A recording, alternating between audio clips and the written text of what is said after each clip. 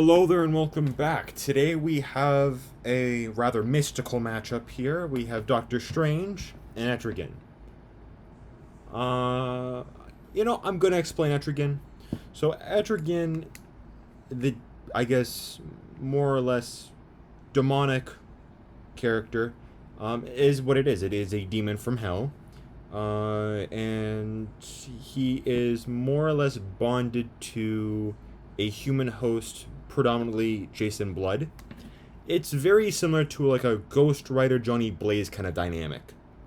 That's kind of what Etrigan is, except that he doesn't have a magical bike, and he just seems to be a bit more physically powerful than that of Ghost Rider.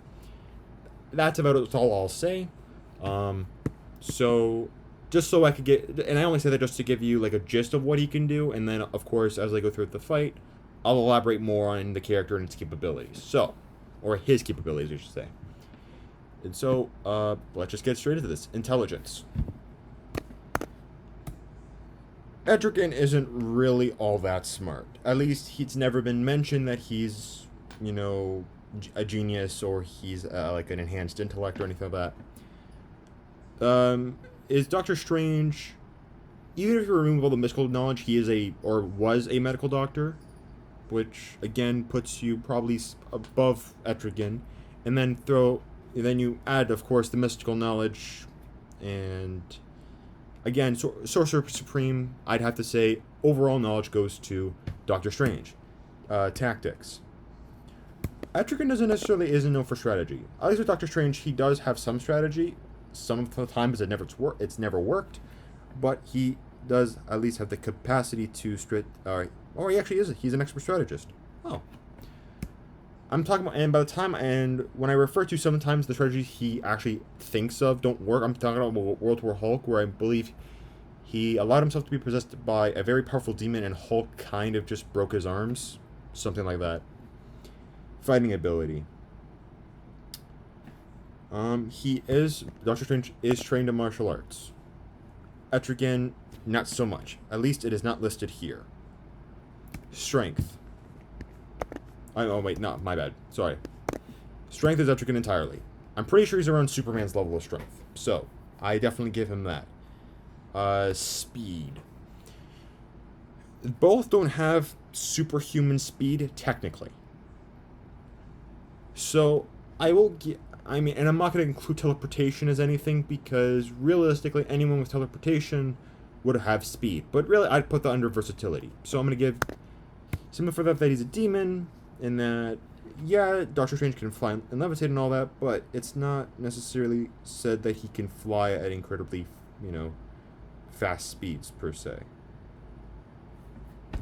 So, we go to durability.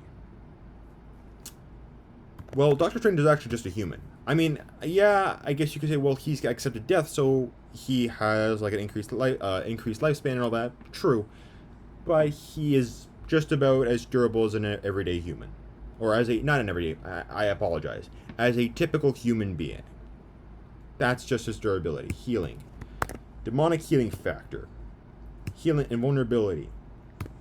As I said before, Doctor Strange can be hurt by anything. Fundamentally, Doctor Strange is a human being. He can be hurt by anything, as long, of course, as he protects himself with force fields and whatnot. Actually, oh yeah, I forgot to mention force fields. That actually gets to it. And vulnerability goes to Doctor Strange for the force fields. Although, if Etrigan were to hit Doctor Strange one time, he'd probably kill him. Energy projection, versatility, and X Factor. There we go. So, I gave Doctor Strange energy projection because, well, again, as a master of all magic within the Marvel Universe, or at least most magic, Sorcerer Supreme and all that, he's got access to a lot of things. Energy Blast, Mystic Bolts, I guess telekinesis can count as an energy projection. What else? Pyrokinesis, cryokinesis. Yeah, that grants, and not to mention he of course can manipulate mystical energies. And versatility, in addition to all that was mentioned in energy projection, he has got soul manipulation, time manipulation, intangibility, hypnotism, illusions, He used to have flight, but he used to have flight, but he chose to have he chose to rely on the Keep of Levitation. He has Astral Projection, Banishment, Curse. I'm pretty sure he can cast curses, amongst other things. Divine, yep, Black Magic. Yeah, that pretty much gives you everything. And he's only weak to science. He's got science.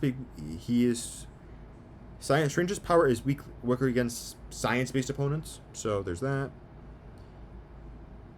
And yeah. So in the end, do I think Doctor Strange could conjure up some sort of spell to beat Etrigan?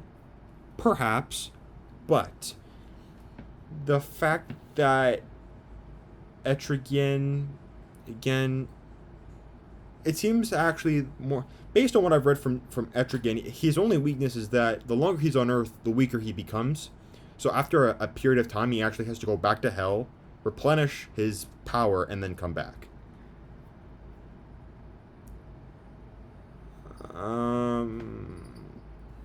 Again, I'd have to say it's more realistic that Etrigan would probably get a hit on Doctor Strange than Doctor Strange actually figuring out that Etrigan's a demon. Or maybe not, I might be wrong. But, all in all, I think the only way Doctor Strange could beat Etrigan is through spell casting. Or mystical means. That's the only way. Outside of that, Etrigan could probably, more often than not, kill Doctor Strange. So, yeah, that covers this fight. Again, I hope you enjoyed this video. Please subscribe, like, share, if you want, of course. I greatly appreciate it. And thank you for watching, and stay tuned for the next fights.